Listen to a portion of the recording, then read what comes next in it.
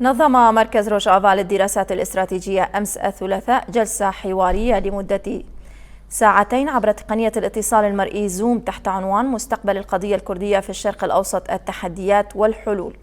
شارك في الجلسة ديفيد فيليبس مدير برنامج بناء السلام والحقوق معهد دراسات حقوق الإنسان، هيوا عثمان كاتب ومحلل سياسي، وعلي طه الباحث في شؤون الشرق الأوسط وسياسات الهوية.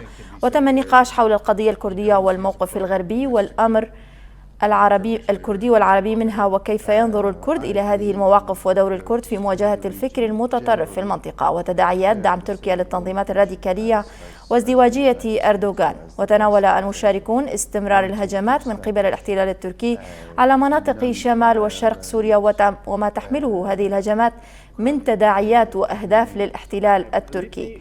ودعا المشاركون لإطلاق سراح القائد عبد الله أوجلان، وأكدوا أنه لا استقرار في الشرق الأوسط دون حل للقضية الكردية.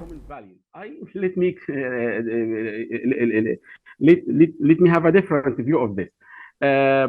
Most of the United States policies in the Middle East are just centered around its interests, not values.